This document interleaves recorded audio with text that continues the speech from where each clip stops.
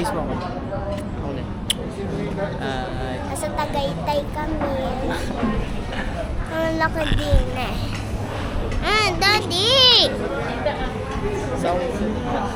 Daddy eh. Okay na. Laki Tata. So guys, yun nyo, pag bago kayo, welcome. Tapos, pag bago kayo, welcome and please subscribe. Ay, meron ako nakita dito, Max. May bamboo pa naman din eh. Mamaya, kakausapin natin yung mga pinsan ko na mga pangit. Ano pala? Dami-dami kong upload ng video. Pangit-pangit, delete ng delete. So guys, meron akong secret. Yung Christmas party, nakuha ko yung crush ko. Oo nga talaga. Yung crush ko, nakuha ko. Sinabi ko sa lahat ng pinsan ko.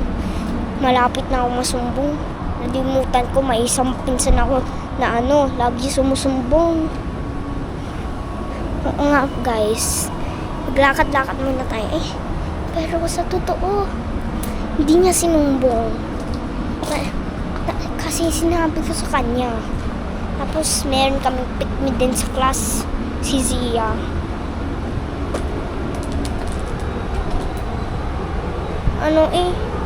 Wait, pick-me ba yun? Hindi. Sorry, kamali ako. May pick-me ako dati sa isang school ko. Pick-me siya talaga. Ang pangalan niya si Zia. Pero hindi sa grade 3 class ko sa school ko. Hindi si Zia, yung taga-school ko. Pag si Zia itong nagnonood, hindi siya yon. Grade 3 na ako pero sa totoo, hindi siya yun. Basta, ibang tao yun na yung kaklase ko. Ito nandito sila.